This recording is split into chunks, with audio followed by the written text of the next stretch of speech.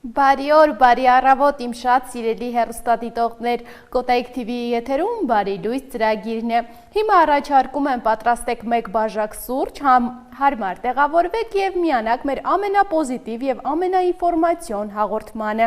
Եվ յուրաքանչյուր երկիր ունի հատուկ ավանդույթներ, եւ որոնք նրանք դարձնում են յուրահատուկ եւ ամեն երկիր յուրօրինակ ձևով է առավոտը սկսում։ Օրինակ, Սաուդյան Արաբիայում առավոտները առանձնանում են իրենց մշակութային, կրոնական եւ կլիմայական առանձնահատկություններով։ Այստեղ մարդիկ սովորաբար արթնանում են շուտ համաձայն իսլամական աղոթքի ժամանակացույցին եւ սկսվում է ֆաջր աղոթքով։ Դա աղոթքն է արևածագից առաջ, մոտավորապես առավոտյան 4-ից 5-ի սահմաններում։ Ֆաջրից հետո մարդիկ հաճախ վայելում են արաբական սուրճ համեմված համեմունքներով եւ խուրմայով, ինչը համարվում է ավանդական մեղմ նախաճաշ։ Քաղաքներում առավոտները ավելի ակտիվ են, իսկ գյուղական համայնքներում ավանդական եւ հանգիստ ռիթմով։ Հաճախ նաեւ սկսվում է ֆերմերային աշխատանքով։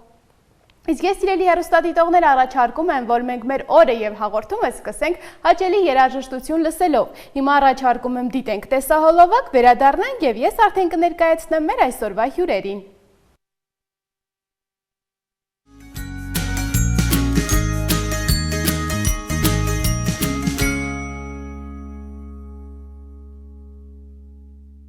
Մենք վերադարձանք սիրելի հեռուստադիտողներ, շարունակում ենք մեր հաղորդումը եւ արդեն իսկական ժամանակն է ներկայացնելու մեր այսօրվա հյուրերին։ Եվ այսօր զրուցելու ենք ասմունքող հաղորդավար բազմաթիվ մրցանակների դափնեկիր Այդա Ալեքսանյանի եւ Զարթոնք հայկական մշակութային կենտրոնի նախագահ Լիլիթ Խանպապյանի հետ։ Բարև ձեզ։ Բարև ձեզ։ Ինչպե՞ս եք։ Հրաշալի։ Շնորհակալ եմ մեր հրավերը ընդունելու համար։ Եվ մեզ հյուրընկալելու համար, Լիլիթ ջան, երևի առաջինը սկսենք ձեզանից, Զարթոնք ընկերության մասին ենք խոսելու, երբ է այն հիմնադրվել եւ հիմնական նպատակը որն է։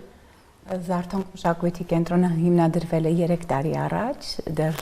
դեռ նորելուկ է եւ նպատակը առհասարակ մենք Գերմանիայում ենք գործում եւ հենց առաջին հերթին Գերմանիայում ներկայացնել հայկական մշակույթը եւ երեխաներին նաեւ ուսուցանել հայոց լեզու եւ հայկական մշակութային այլ տարրեր, մեր գրականությանը բանիմաց դարձնել եւ շատ սկզբունքներ կան Զարթոնք մշակույթի կենտրոնը իր առաջ մեծ նպատակ է դրել այս պահին, եթե շատ մանրանամ կծավալվեմ։ Ամեն դեպքում առաջնային պահել եւ ներկայացնել հայկական մշակույթը Գերմանիայում։ Իսկ ինչ հիմնական խմբակներ կան, որ երեխաները մասնակցում են։ Մեզ մոտ խմբակային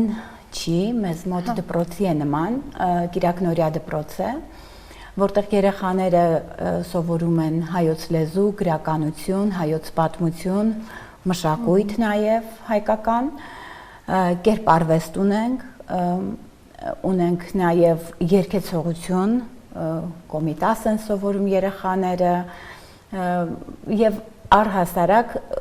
դիրապետում են բավականին արդեն 3 տարվա ընթացքում բավականին հայկական երաժշտական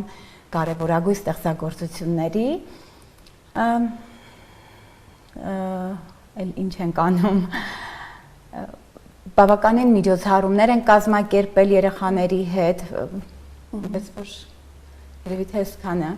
Իսկ Տիկին Ալեքսանյան, դուք ինչպես սկսեցիք համագործակցել Տիկին Խանպապյանի հետ եւ ինչպես ստացվեց այդ համագործակցությունը։ Գերմանիայում եղած տարիներին բացվեց Զարթոնք մշակույթի կենտրոնը եւ Լիլիթը առաջարկեց, որպեսզի ինչ-որ հարցով կարողանամ օգնել ու միասին պոեզիայի խմբակ բացեինք։ Սակայն այնպես ստացվեց, որ ես վերադարձա, չկարողացա մնալ այնտեղ եւ խոստումս չկատարեցի, Լիլիթ ջան։ Բայց ուրեմն հիմնական սկզբի նոտաները սկսել ենք միասին, այնտեղ եղել է նույնիսկ հայտարարություններ, որ կարդացել եմ, միասին միջոցառումներ են կարել, գրքի շնորհանդեսներ, համերգներ, շատ հետաքրքիր էր, հրաշալի։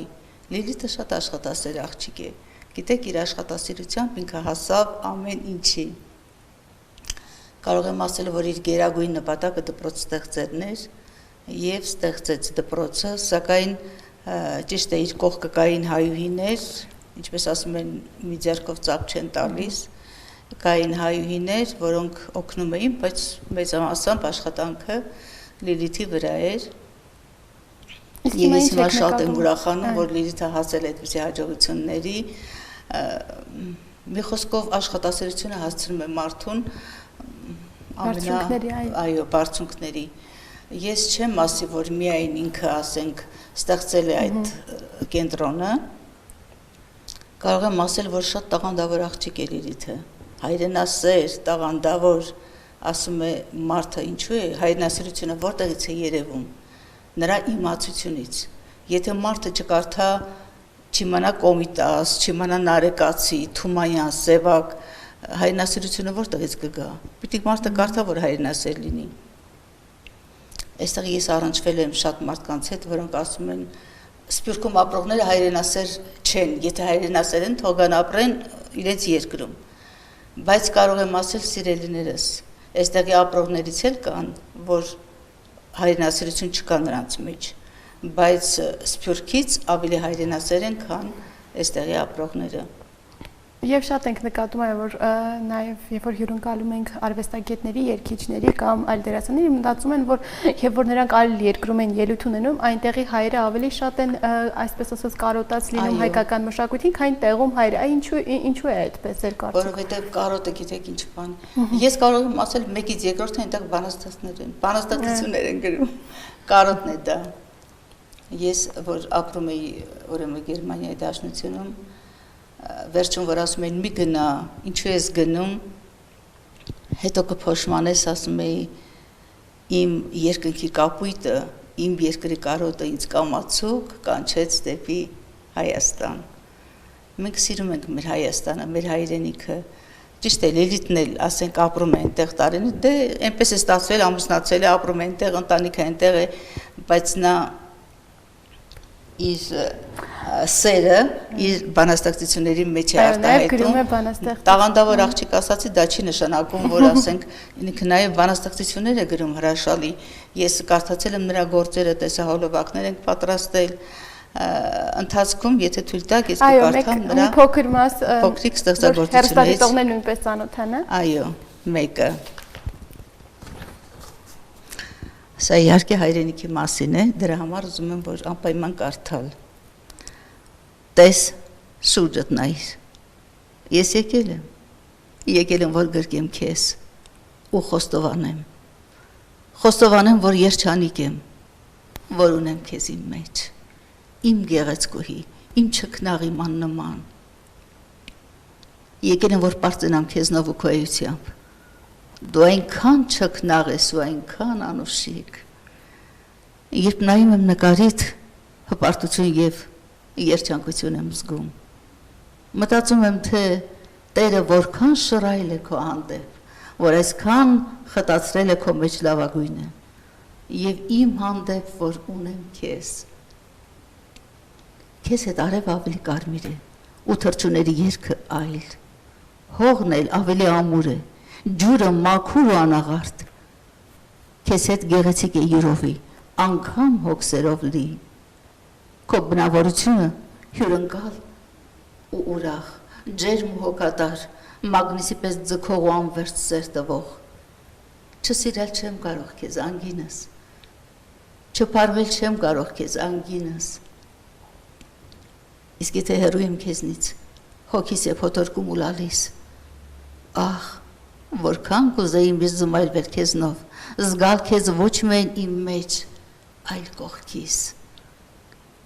Օդդ, հոտդ շնչել, ինչպես մի թանկարժեք օծանելիք, ու տարածել մաքրությունդ, սարերից փչող քամու պես, լսել երգերդ, հավերժ մնային ու ազուգական, քեզ նման, իմ աննման։ Գիտես, ես սիրում եմ քեզ, սիրում եմ այնպես, ինչպես ոչ մեկի, չկա քեզպես գեղեցիկ, որ գերի հոգիս, իմ թագուհի, դու արտասովոր, դու սիրուն, դու յուրահատուկ, դու հյուրընկալ, դու բարի, դու արևոտ, դու չքնաղ, դու արտասովոր ու ձգող, իմ պերի, Զավակներդ քեզնով հպարտ են ու քո մասին երգում են ամեն ուր։ Արագածն ու Արամ, Արարատն ու Սիփանը, Արաքսն ու Արփան, Սևանն ու Վանան, Անին ու Ղարսը, Արցախը, Արցախը։ Որքան շատ են ու որքան գեղեցիկ, քեզ սիրահարվում է յուրաքանչյուրը, ով տեսնում է դու այնքան գգվող ես, ինչպես մայրը, այնքան մաքուր ու ջինջ, ինչպես երկինքը, այնքան բարի ես, ինչպես հրեշտակը, որքան կարող եմ գովքը տանել ու երգել քեզ, իմ հզոր, իմ չքնաղ հայրենիք, որ ունակ ես ողջ աշխարհով սեր տարածել։ Տիկին Խապապյան, երևի հենց Գերմանիայում ապրող տարիներին այդ կարոտն էի նաև ձեզ ստիպել, որպեսզի այս տողերը շարադրեք եւ գրեք։ Իրականում Գերմանիայում ապրելու տարիներին ես շատ դժվարություններ եմ հաղթահարել, առաջին իսկ օրվանից։ Երբ որ հետ հայացք եմ նետում, անգամ կյանքս ինձ հետաքրքիր չէր, ապրել եմ, որովհետև ուղղակի պիտի ապրեի, հավատք կար մեջս։ Չեմ ուզում շատ մանրանալ, միայն կասեմ, որ Զարթոնք մշակույթի կենտրոնի ծրագիրը ծնվել է հենց այդ դժվար ժամանակների հաղթահարմամբ, որովհետև ես շատ ուժեղ մարդ եմ եղել բնավորությամբ եւ այդ ուժեղությունը բերել է նրան, որ ես գրի եմ առել եմ բոլոր կետերը, որ կուզեի ունենալ իմ շուրջը։ Անկախ նրանից այդ պահին ես ի վիճակի էի այդ ամեն ինչ ունենալու, թե ոչ, եւ ֆինանսապես, եւ ֆիզիկապես անգամ, եւ հենց այդպես էլ ծրագիրը ծնվել է Զարթոնքի ու ամեն մի կետը, որը բացակայել է մեր կյանքում, այնտեղի հայերի կյանքում, դարձել է ենթակետ Զարթոնքի ծրագրում։ Դա միասնականությունն է, դա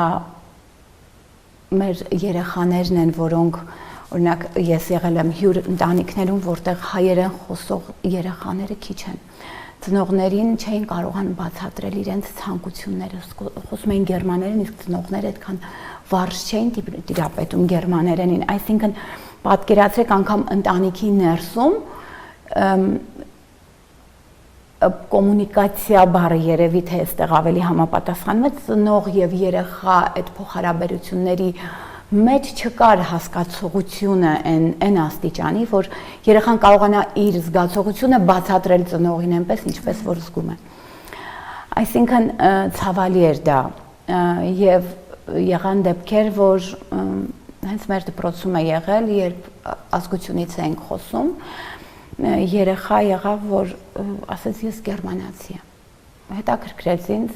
ծագումը, հայրը հայ, մայրը հայ, երեխան գերմանացի, ինչպես կարող է լինել։ Մենք անձնագիր ունենք, ասեց։ Ես արդեն գերմանացի եմ, ես անձնագիր ունեմ։ Գիտեք, իհարկե գեղեցիկ է, երբ որ մարդ աշխատում է, ապրում է մի երկրում եւ դա արդեն ինձ համար կարելի ասել ինչ-որ մի նվեր է, պարգև է, որ ինքը դառնում է տեղի այդ երկրի քաղաքացի, բայց ազգությունը երբեք չի կարելի, իրենց երեխաներին չի կարելի ասել, որ դու գերմանացի ես, դու Գերմանիայի քաղաքացի ես, դա այլ է, բայց երբ դու ազգությունն ես փոխում, գիտեք, ես ամենայն հարգանքով ամեն տեղ ապրող հայերին, առավել եւս Թուրքիայում ապրողներին, որովհետեւ նրանք շատ հայրենասերներ կան, որոնք ապրելով հենց Թուրքիայում պահել ու կանգուն են պահել մեր եկեղեցին, պահել են իրենց ինքնությունը, բայց ես մի բան ասեցի ընդհանրապես ծնողին, շատ հանգիստ եւ այսպես բացատրելով, որ գիտեք, ես միայն ուրախ եմ, որ ձեր երեխան Թուրքիայում չի ծնվել, որովհետև գուցե դուք իրեն թուրք անվանեիք։ Այսինքն շատ կարևոր է, որ երեխան պահպանի իր ազգությունը, իր ինքնությունը եւ իմանա իր արմատների մասին։ Գիտեք, հայրենիքից չեն նեղանում։ Տարբեր են իրավիճակները, տարբեր են մարդկանց երկիրը լքելու դրդապատճառները, բայց հայրենիքին չի կարելի վերաբերվել այդքան անփույթ։ Մենք պետք է պահենք մեզնից յուրաքանչյուրը շատ լավ մասնագետ լինելով դրսում, գոնե պետք է կարողանա թեկուզ դրսում հայրենիքի համար նպատակով ճիշտ նպատակային գործունեություն ունենա, ինձ թվում է, ու ամեն մեկը մի սերմ որ դնի, բավականին մեծ ծառ կդառնա։ Եվ այդպես ապրելով բավական ժամանակ Գերմանիայում ստեղծելով Զարթոն կամույթը, ինչ եք նկատում, որքանով են Գերմանիայում ապրող հայրերը, նաև ոչ հայերը հետաքրքրված հայկական մշակույթով, որքանով է տարածվում։ Ես ձեզ ասեմ ամենավառ օրինակը Նիկլաս Շմեդինգ, ուրեմն Նիկլաս Շմեդինգը ինքը ծրագրավորող է, գերմանացի ազգությամբ, ամուսնացել է հայ կոմպոզիտոր երաժիշտ Սիլվա Ֆարմազյանի հետ։ Փայլուն խոսում է հայերեն Նիկլասը, զբաղվում է մեր դպրոցի գանձապահն է, հաշվապահական գործունեությունը եւ ֆինանսական ամեն հարցերի իր ուսերին է դրված։ Եվ իմ համար այնպիսի անակնկալ էր, երբ որ ինքը սկսեց խոսել հայերեն եւ մենք իրար հետ անգամ մեր հաղորդագրություններն են հայերեն։ Ես ուզում եմ հենց այսպիսի օրինակների վրա կենտրոնանալ, որ շատ են նաեւ այնպիսի հայերը, օրինակ հենց Սիլվա Ֆարմազյանի նման, ովքեր իրենց ամուսիններին կամ նաև կանայք, որոնք ամուսիններին հակառակը, հա, ամուսինները, որոնք կանանց եւ եղել են շատ դասընթացներ, որտեղ եկել են հայերեն սովորելու եւ ազգությամբ ռուսներ եւ գերմանացիներ, հենց հիմա ունենք դասարան մեծահասակների համար 60 տարեկան մի մարդ, որը որ ներգրաված է նորից 60-55, հա, գերմանացիներ են եւ եկել են, որովհետեւ ունեն ընկերուհիներ, հայ ընկերուհիներ, որոնք իրենց ոգևորել են, Հայաստան են եկել եւ հիմա ուզում են անպայման սովորել լեզուն։ Դա մի, չգիտեմ, ինձ համար երջանկություն է։ Իմ աչքերը փայլում են հենց որ տեսնում եմ ինչ որ մեկին, ով ներս է մտնում, առաջին անգամ ներս մտավ եւ որոշում է, որ այո, ինքը մնալու է Զարթոնքում։ Իսկ էլ ավելի եմ երջանկանում, երբ որ գալիս է ինչ որ մեկ ու ասում է ինչով կարող ենք ձեզ օգնել։ Գիտեք, շատ ցավալի է, որովհետեւ մենք չունենք լավ մասնագետներ Գերմանիայի տարածքում։ Ունենք, բայց յուրաքանչյուրը զբաղված է իր առօրյա հոգսերով, լեզուն սովորելով, դիպլոմ հաստատելով եւ այս ընթացքում մեր այս ազգային ինչ որ կարևոր բաներ մնում են ստվերում։ Ինչ որ չէ, ինձ համար դա առաջնային է եւ իմ թիմակիցների համար մենք թիմով բավականին մեծ ենք։ Նրանք ովքեր կան մեր մոտ Զարթոնքում եւ դասավանդում են, շատ հրաշալի մասնագետներ են, բայց ունենք մասնագետների սուղ։ Մենք երկար ժամանակ պարուսույց չունեինք, փնտրում էինք ամեն տեղ էլ հայտարարություններ, էլ մարդկանց մեջ։ Եվ բավականին լուրջ է դրված։ Ինչքան դասվարներ ունենք, որ գտնվում են հենց Համբուրգ քաղաքում, մեր կենտրոնը Համբուրգում է գործում, եւ լինելով Համբուրգում ժամանակ չունեն, մի կիրակի է իրենց ազատորը, որպեսզի 1 ժամով գան դասավանդելու։ Ցավալի է շատ, եւ ֆինանսական առումով է ցավալի, որովհետեւ տարածքը վարձակալվում է։ Իհարկե մենք պետությունից աջակցություն ենք ստանում Հայաստանից։ Աջակցությունը դա գրքերն են, որոնք մեզ շատ են օգնում։ Տեղափոխումը կատարում ենք մեր իսկ ֆինանսներով, բայց երեխաներին պարտադիր տրվում է անվճար գրքերը։ Գիտեք, շատ դժվար է հայրենիքից դուրս պահել մի փոքր նշան, նշխար հայրենիքից ու ապրել նաև, որովհետև օրինակ ես իմ անձնական, իմ ընտանեկան կյանքում գրեթե գոյություն չունեմ։ Ամբողջովին այո, ես 2 տղաներ ունեմ, 22 տարեկան եւ 12 տարեկան։ Եթե ես բացեմ մեր նամակները դուք կարդաք, իմ տղաները միշտ ինձ հարցնում են, շատ զբաղված ես, կարելի է ես զանգեմ հիմա կամ չգիտեմ, այս ես շատ ցավ եմ ապրում, բայց իմ հետ իրենք էլ են զարթոնքը բարձրացնում։ Ամեն դեպքում եւ ամուսինս առաջնային, որովհետեւ շատ կարեւոր է, երբ որ տանկինը միշտ չի որ տանն է, դա արդեն իսկ բացակայությունը անհանդուրժելի է եւ անհամատեղելի է մի քիչ, երբ որ դու ուզում ես նաեւ լավ կին լինել, լավ մայր լինել եւ լավ չի ասի գործարար, որովհետեւ եթե սա գործարարություն լիներ, բիզնես ուզենայի անել, երևի ինչ որ մի բուտիկ դնեի, ներողություն եմ խնդրում ես ասածիս համար, բայց եկամուտ կունենայի, իսկ այստեղ չկա սա։ Իրականում իրոք բարեգործություն է եւ ամեն անձ ով զարթոնքի ներսում է նա բարեգործություն է անում մեր երեխաներին կրթելով դաստիարակելով հայից։ Իսկ Տիկին Ալեքսանյան աշխատելով Տիկին Խապապյանի հետ ինչ ձեր մեջ ինչ է փոխվել եւ ձեր գործունեությունը ինչպես է փոխվել հենց զարթոնքի հետ նաեւ աշխատելու ընթացքում։ Ապրելով Գերմանիայի Դաշնությունում քիչ շատ էի կարոտում իմ մասնագիտությանը։ Ուրախացա իհարկե, որ ճանաչեցի Լիլիթին, որ այնտեղ ծանոթություններ շատ եղան։ Ես անձամբ Համբուրգում չէի ապրում, ապրում էի կողքի քաղաքներում։ Բայց միևնույն էր, գալիս էինք եւ շատ մեծ հաճույք ենք ստանում, ուրախանում եմ, որ իմ պոեզիան տարածում է գտնում հայկական, որովհետեւ գերմանացիներն էլ ընդունում էին հայ պոեզիան, երաժշտությունով երբ կարդում ես, ձայնով երաժշտությամբ նրանք պարտադիր չի բառերը հասկանան, էմոցիաներից հասկանում էին ինչի մասին է։ Գիտեք, պոեզիան արվեստ է, իսկ արվեստը մի թշնամի ունի, դա տգիտությունն է։ Հիմա տեսեք, պոեզիա ինձ թվում է ժողովուրդը բոլորը չեն սիրում պոեզիա, բայց առանց գեղեցիկ խոսքի, ոնց կարող է մարդը, ասենք գրում ես մի խնջույքի ու երաժշտություն, բա մի հատ գեղեցիկ խոսք, որ լինում է ինչքան հաճելի է, չէ։ Իսկ պոեզիան տեղով գեղանկարչություն է։ Նրան պիտի լռության աշխարհում լսես, որ հաճույք ստանաս։ Եվ հոգու թերապիա է։ Ես մի անգամ ես եթերում ասել եմ, էլի կասեմ։ Այնտեղ հիվանդներ կային, որոնք բուժվում էին պոեզիայով։ Այն դժվար պահերին, երբ ուղեղը տանջատում ես ու լսում ես պոեզիա, ընկնում ես պոեզիայի գիրկը, այդ մի քանի րոպե էլի նրանց օգնություն էր տալիս։ Այնպես որ պոեզիան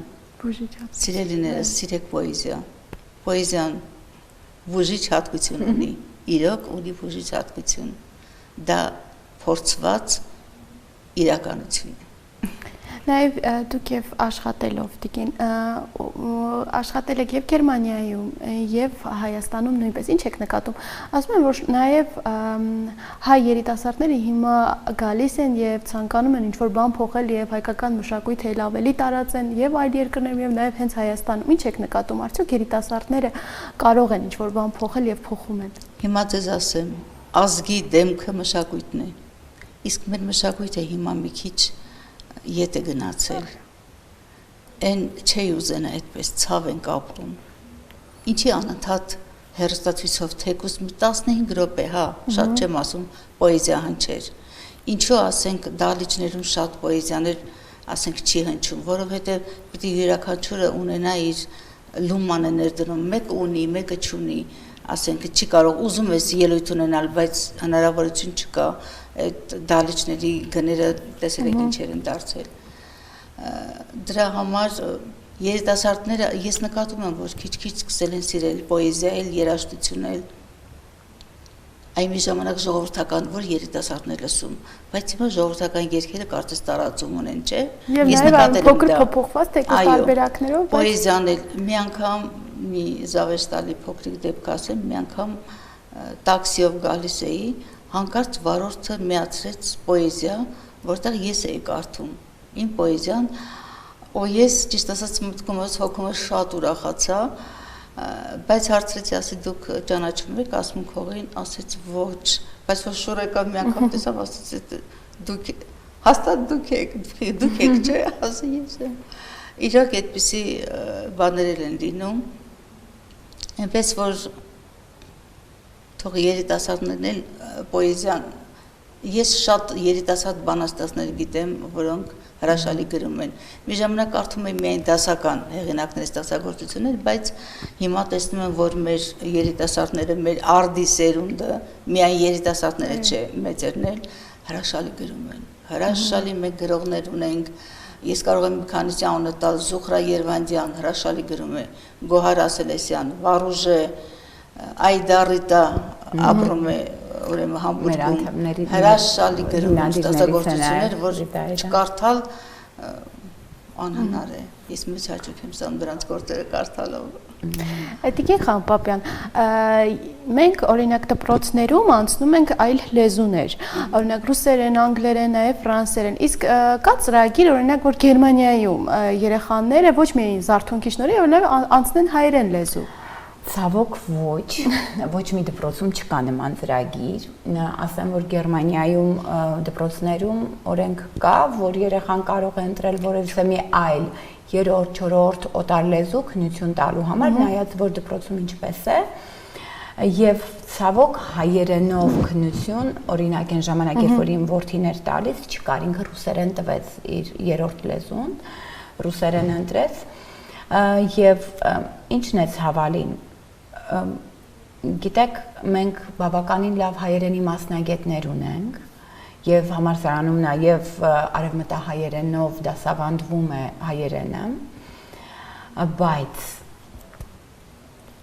հայերենը եւ ընդհանրապես հայերը շատ ստվերում են հենց կոնկրետ Գերմանիայում։ Բոլորիս էլ հայտնի է, որ այնտեղ մեծամասնությունը այլազգերի մեջ թուրքերն են կազմում։ Մեր շրջապատում այնքան շատ են իրենք, մենք անդադար լսում ենք թուրքերենը։ Մենք կարող ենք մտնել բժշկի մոտ եւ գերմանացի բժիշկը մեզ բարևի թուրքերեն։ Եվ երբևիցե չի եղել բնականաբար, որ պատասխանը նմանատիպ կա, ինչի եմ ասում գերմանացի բժիշկը, որովհետև հենց ինձ հետ եղել է այդ դեպքը, ես իրեն բարև եմ ասել, հայերեն բարև եմ ասել ու բացատրել եմ, թե ինչի համար չեմ ուզում այլ լեզվով, եթե ասել եմ ձեր համար սիրելի լեզուն թուրքերենն է, իմ համար սիրելին իմ հայերենն է, բարև։ Կուզեմ, որ ինձ բարևով ասեք, մյուս անգամ, երբ որ ես կգամ, դա դժվար չի։ Մեր ուսուցիչները, օրինակ, որ գերմաներեն ենք սովորել, փորձում էին հայերեն խոսել։ Ինչու՞։ Ես անընդհատ հայերենը գովերքում էի ու համեմատում էի հայերենը գերմաներեն ինքերականությունները եւ այլն։ Մի անգամ դեպք եղավ, երբ որ թխվածք էի թխել ու տարել էի, որպեսզի հյուրասիրեմ։ Եվ Յանը, մեր ուսուցիչը, գերմանացի, ասեց, որ ես ուզում եմ հայերեն ասեմ քեզ դանքեշոն, շնորհակալություն։ Դե փորձեցի բացատրել ինչպես կարող է ասել, ասեցի, բառը չկրկնեց, 2 անգամ, 3 անգամ, 4 անգամ, հետո վանկերով վերջում ասեց, Լիլիթ, գրի ես պիտի կարդամ, որովհետև ես ուզում եմ հասկանամ ինչքան խորն է, ինչքան դժվար է ձեր լեզուն միայն մեր համար արտասանել եւ ինչքան մեծ հարգանք ունեմ ես ձեր ընդհանրապես հայերի հանդեպ եւ այլ ազգերի, որոնք գալով մեր երկիր սովորում են մեր լեզուն։ Ոչ բոլորն են հարգում դա, բայց կան մարդիկ, որոնք իրոք հարգանքով են վերաբերվում եւ քո ծագմանը եւ քո մարտեսակին, որովհետեւ դա ակնհայտ է։ Բայց կան դեպքեր, որ օրինակ նույն թխվածքը կարող է ստանել ինչ-որ մի կոլեկտիվ, որտեղ նստած են աշխատավայրում եւ հյուրասիրես, հա, ինչի ես անում, ինչ ունես դու, շահ, ինչն է քո շահ, ինչի համար ես անում։ Այսինքն մարդիկ ամենուր են տարբեր, եւ մեր հայերի մեջ կան եւ այլազգերի, այնպես որ Իսկ երբ որ շփվում եք երկու նաև եւ գերմանացիների եւ հայերից, ինչ նմանություններ ունեն այս երկու երկրների մարդիկ եւ տարբերություններ։ Ասեմ ձեզ, ինձ ապշեցրել է գերմանացիների հավատքը։ Նրանք շատ կայուն են իրենց հավատքի մեջ ու եկեղեցական տոները, բոլորը անգիր գիտեն, որ ինչի համար է եւ այլն։ Մեր հայերի մեջ էլ է սկսվել մի ժամանակ չկար, շատ թույլ էր։ Երևի կոմունիստական այդ ժամանակաշրջանի ազդեցություններ, որ թույլացավ մի փոքր եկեղեցու ազդեցությունը եւ այլն, բայց հիմա ես նկատում եմ այդ վերելքը, դա իմ համար տոն է։ Ու կուզեմ, որ ամեն ընտանիքում աղոթքով սկսվի օրը, ամեն երեխա աղոթք իմանա, ինչպես օրինակ մենք զարթոնքում ենք սովորեցնում, աղոթքով երգում են։ Կուզեմ, որ եկեղեցին դառնա մեր մի մասը չէ, մեր էությունը, մենք ազատ գնանք եկեղեցի, որ այնտեղ չլինեն այն ամենը, ինչ որ եղել է կամ շատ փակագծեր չեմ ուզում բացել, որովհետև դրանք արդեն իսկ բաց են, ամեն դեպքում շատ դժվար է օտարության մեջ հայ մնալը, դա կուզեմ ասել, դա կուզեմ նշել, ու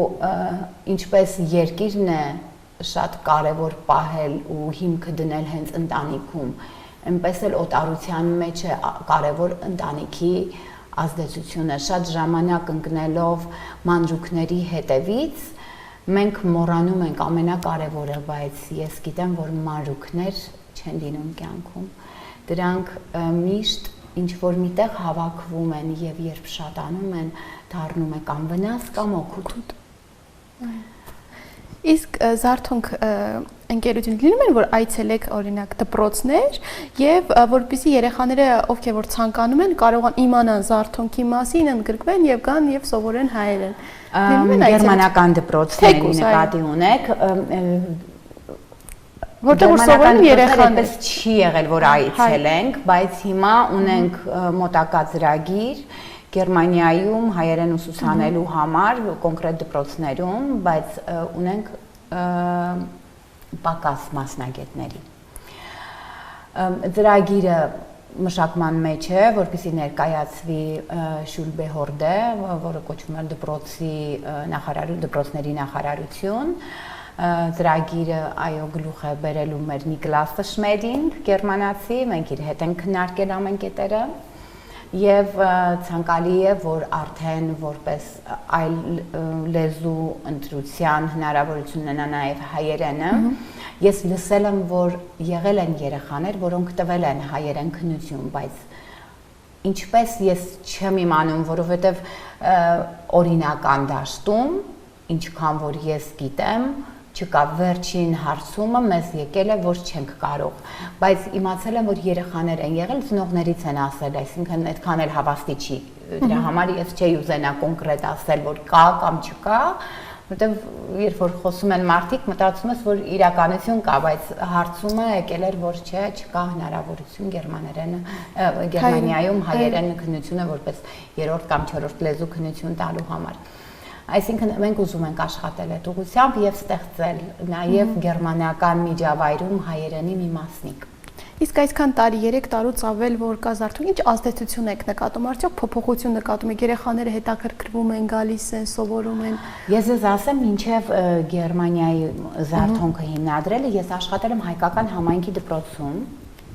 համայնքն էլ իր գործունեությունը շատ գեղեցիկ է ծավալում եւ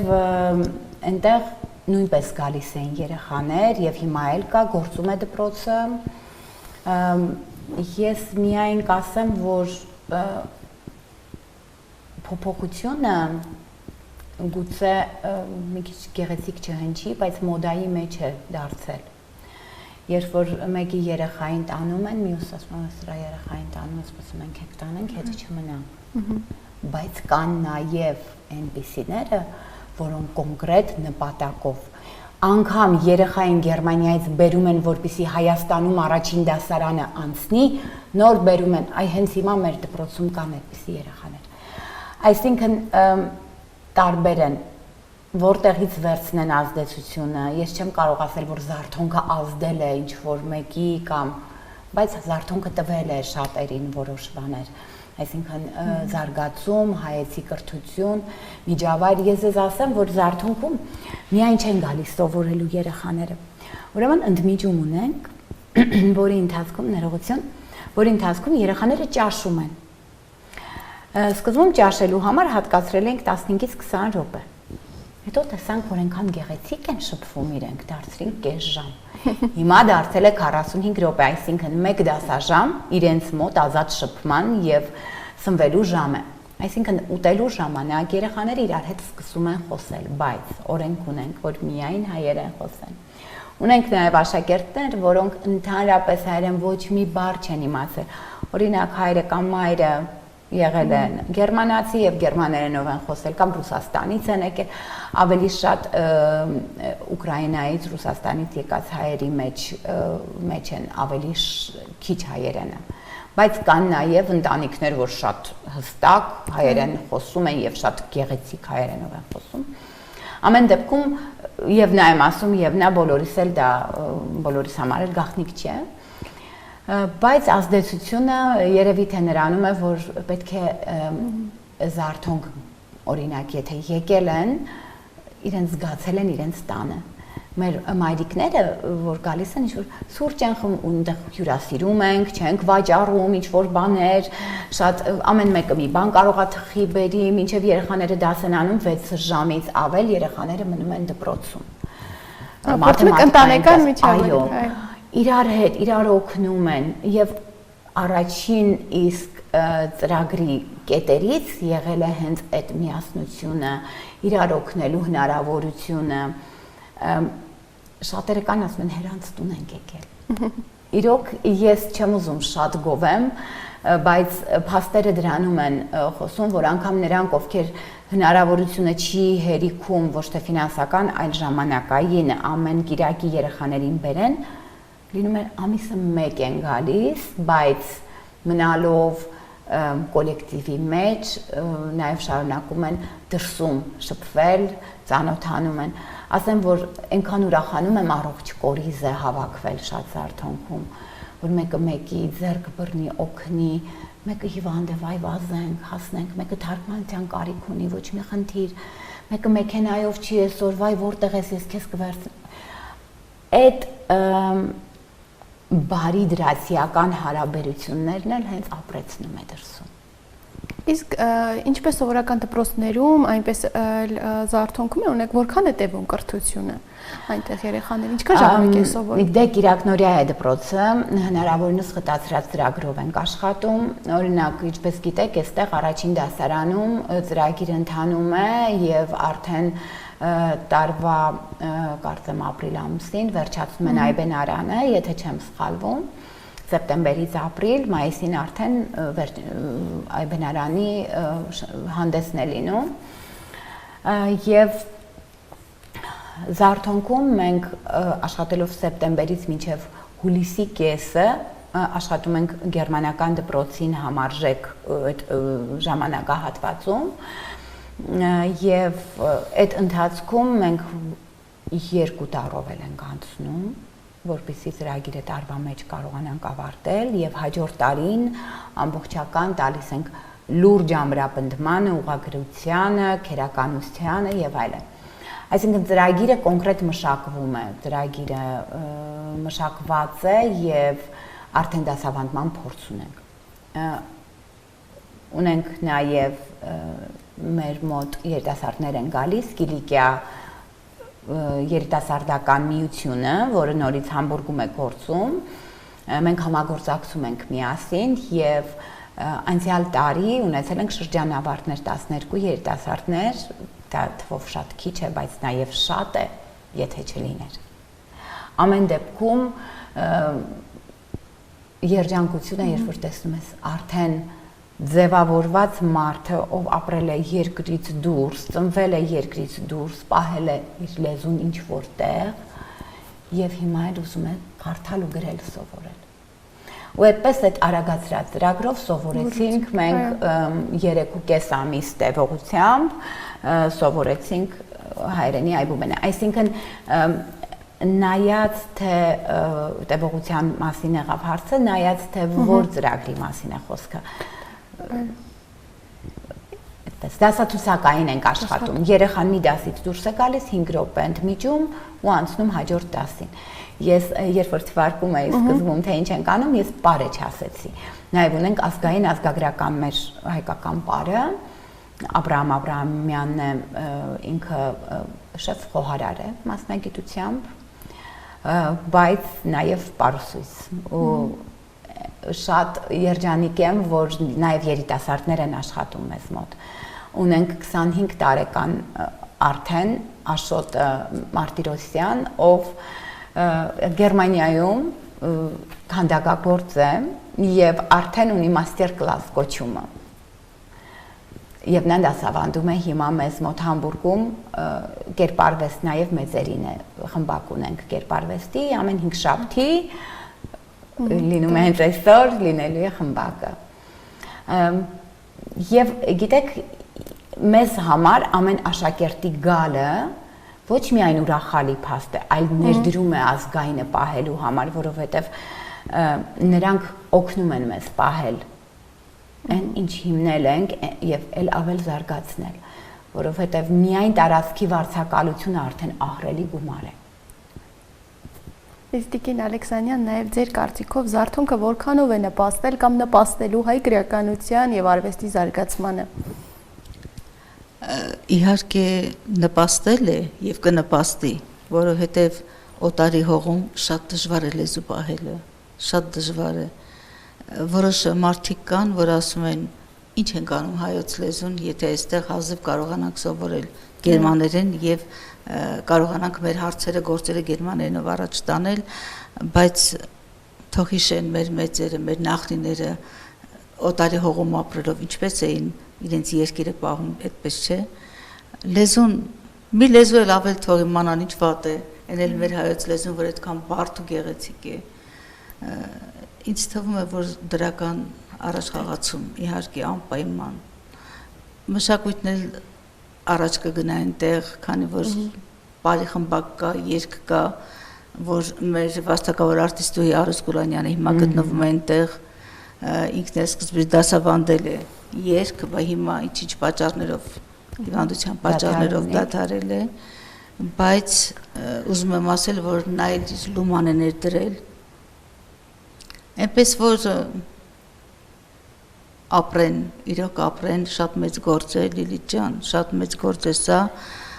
այսպես պահած շարժվեք առաջ, ինչպես ասում են։ Իրականում ծրագիրը իրոք չէր աշխատի, եթե չունենայինք այդ հսկա թիմը։ Այո։ Թիմակիցները բոլոր ընկերներ էին, սկզբում անգամ մի անհատի մի կողմից այսպես ծաղրանք եղավ, որ ընկերներով դպրոց ծաղելի է լավ։ Պարզապես ես օտարի հողում ապրողները բոլորն էլ ընկերներ են դառնում, որ իմ բոլոր ընկերները այնպիսի մարդիկ են, որոնց մասին հավերժ կարելի է խոսել, պատմել նրանց արած գործերից, անունները արդեն խոսուն են, հենց Գերմանիայում, գուցե Հայաստանում լավ չճանաչեն, բայց Գերմանիայում խոսուն են եւ ուղղակի ինձ համար պատիվ է նման մարդկանց ճանաչել, ասեմ ձեզ, ես շատ մարդկանց ճանաչել եմ հայուհիները Գերմանիայում Facebook-յան խմբից եւ հենց այդ իմ դեգերումների մի հատ փոքր էլի պորտկում էր դրա ստեղծումը, բացեցի եւ ինչքան ծանոթ հայ կար, այդ խմբում ներգրավեցի, ամեն մեկը իր ծանոթին եւ արդեն տարածվեց, կարծում եմ 3000-ին մոտ են 2600 մաքուր պրոֆիլներ, ոչ մի կեղծ պրոֆիլներով մարդիկ չկան ներսում եւ միայն հայուհիներն են։ Եթե տղամարդու պրոֆիլով փորձում են ներս մտնել, ոչ դա խտրականություն չի, պարզապես մենք այո, չենք ընդունում, որովհետեւ շատ այլ խմբեր կան, որտեղ որ այո, բոլորը կարողանում են մասնակցել եւ հայուհիները եւ հայ տղամարդիկ, ամենայն հարգանքով տղամարդկանց որոշվեց, որ միայն հայուհիները լինեն ներսում, որովհետեւ այդպես դուք գիտեք շատերը կոմպլեքսավորվում են, ինչ որ բան ասել կամ ինչ որ հայտարարություն տալ, օրինակ ինչ որ մեկը վերցնենք ենթարկվել է բռնության, օգնություն է խնդրում կամ փորձում են ինչ որ հարց դնել, այնտեղ կարող են նաեւ անանուն ներկայանալ եւ որոշ հարցեր տալ կամ անգամ անանուն լայքել եւ դա հնարավորություն է տալիս ավելի ազատ լինել։ Այդ իսկ պատճառով կարծես թե հենց այդտեղից հիմք եղավ, ինչից է խոսում մտքից թելը գնաց, կտրվեց, ուրեմն կարևոր եղավ հայուհիների խմբի բացումը, ստեղծումը եւ այնտեղից էլ ծանոթացել եմ հենց Տիկին Այդա Ալեքսանյանին, Այդա Ռիտային, բանաստեղծուհի եւ շատ արժեքավոր, մեծ համար արժեքավոր մարդկանց, ովքեր որ նաեւ հիմք դարձան դպրոցի հիմնելու ժամանակ։ Հիմա խումբը նորից գործում է, անգամ օգնում ենք մարդկանց անվճար թարգմանություններ անել, հիվանդանոցներում շատերը կան, որ խոսել չեն կարողանում, բայց եկել են այլ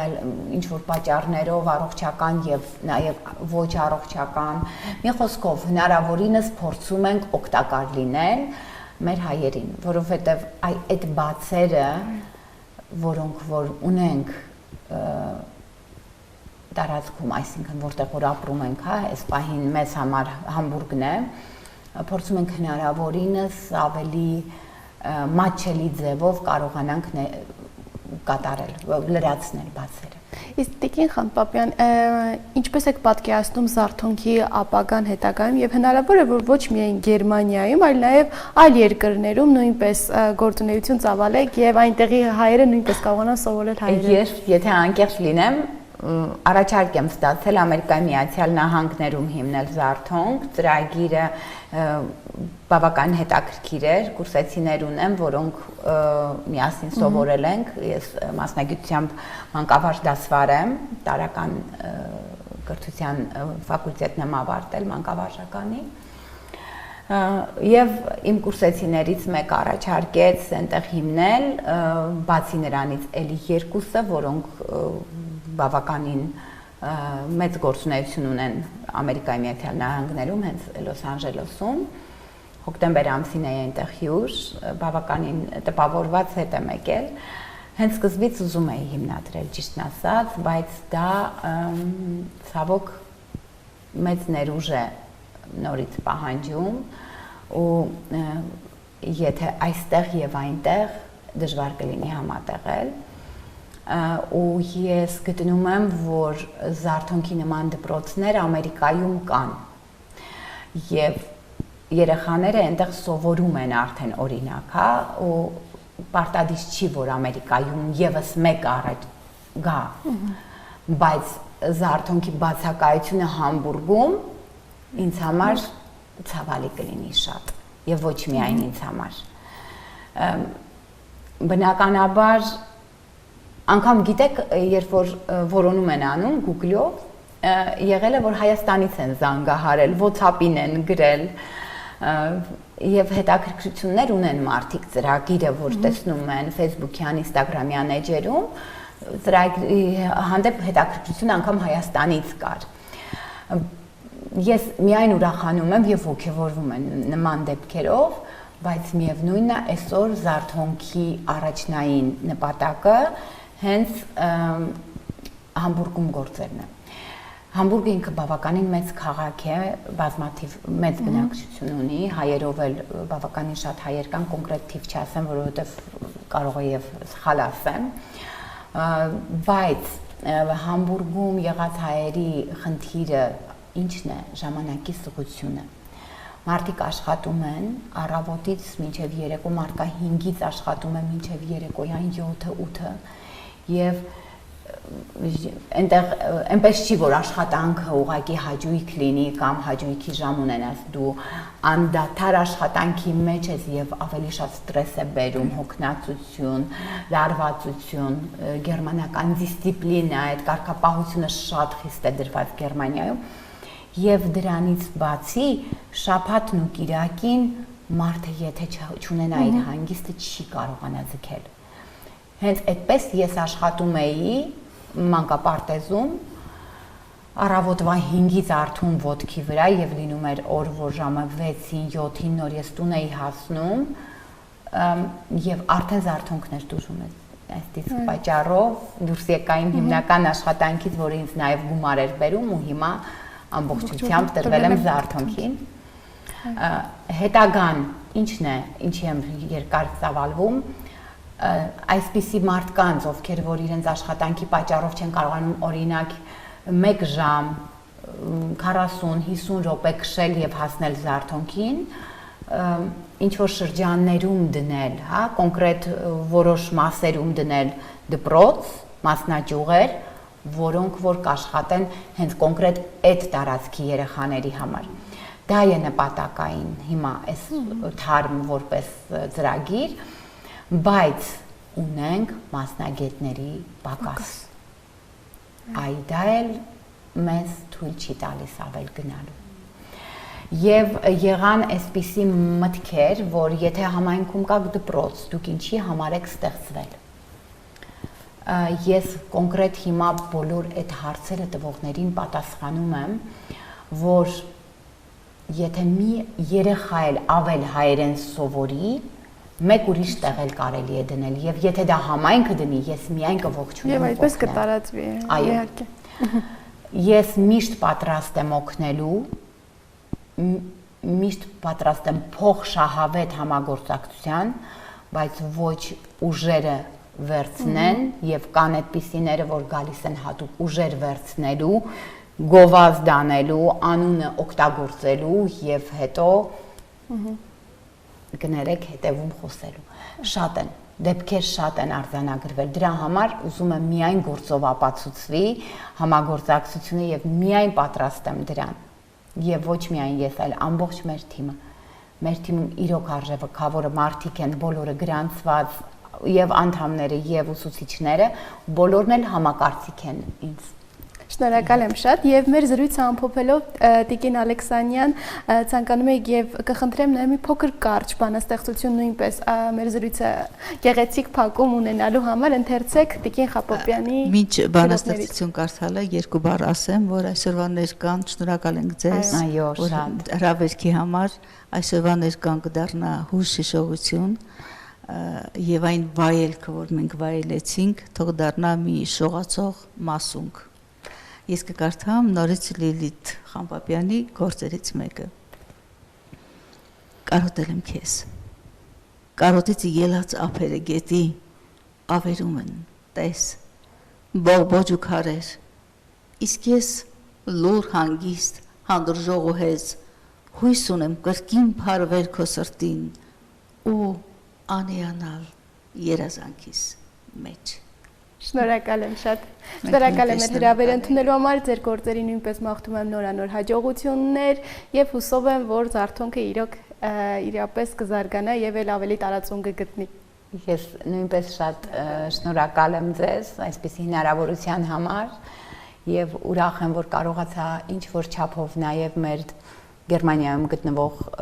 հայերի խնդիրները ներկայացնել եւ լսելի դարձնել ու եւս մեկ անգամ ձեզ ամենամեծ հաջողություններն եմ մաղթում ու գեղեցիկ եթերներ։ Շնորհակալ եմ շատ։ Սիրելի հեռուստադիտողներ, հիշեցնեմ, որ այսօր մենք զրուցում էինք ասմունքող հաղորդավար բազմաթիվ մրցանակների դափնեկիր Այդա Ալեքսանյանի եւ Զարթոնք հայկական մշակութային կենտրոնի նախագահ Լիլիթ Խամբապյանի հետ։ Այսօրվա համար մենք նախատեսել էինք այսքանը։ Շնորհակալ ենք, որ հետևում եք մեզ։ Կհանդիպենք արդեն վաղը։